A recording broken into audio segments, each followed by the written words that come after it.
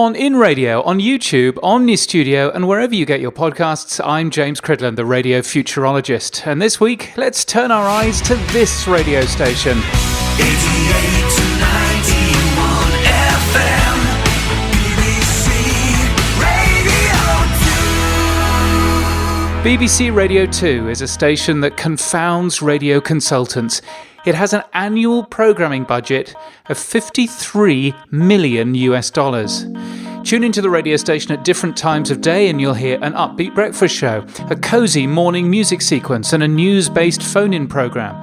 There are music documentaries, there are folk shows, country music shows, big band shows, house music and religious programming. And then there's this.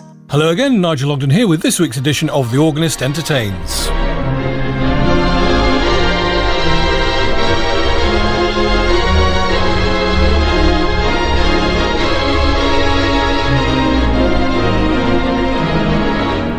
And a very warm welcome to the programme. Good to have you with us as always, and I hope you'll enjoy tonight's musical assortment with, on this occasion, not a pipe to be heard during the next half hour. It shouldn't work, yet the station's audience continues to grow. Its weekly audience is 15.1 million listeners. Its market share is 16.7%. It's a juggernaut of a radio station. I think it's the largest radio station in Europe. A programming budget of $53 million sounds a lot, mainly because, well, it is a lot. It spends another $16 million a year, by the way, on distribution and support.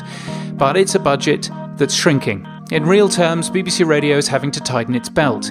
And with budget cuts, it seems, comes programming cuts. Some live overnight programming disappeared a few years ago, and at the end of this month, the BBC is axing the rest of its live overnight output. The best time of the day show from Radio 2, Graham says, concerning the Wirral for OMD in our virtual musical map, my first trip to the Wirral was leaving Chester and travelling in my trusty Ford Anglia through the Wirral and into the Mersey Tunnel, en route to Southport and Morecambe to stay with a student friend in a run-down hotel, says Graham.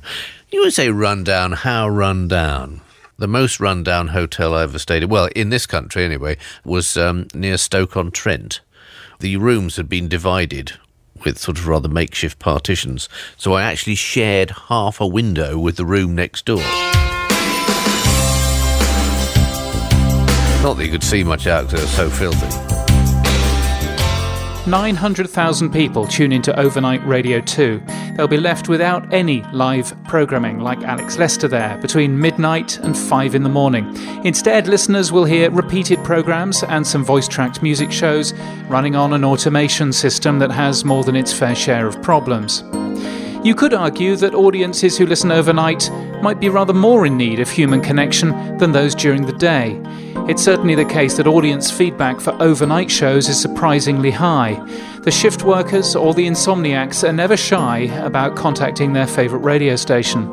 Overnight radio is also a training ground for new broadcasters. There's nowhere better to learn your craft and appreciate what a difference you can make to your audience's lives.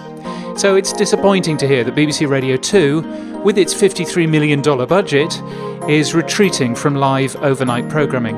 A human connection is one of the main differences between real radio and a Spotify playlist, and it seems a shame to willfully destroy that. Music from this week's episode is from Lee Rosevere. You can get my weekly newsletter at james.crid.land and daily media news from media.info/daily. And until next time, keep listening.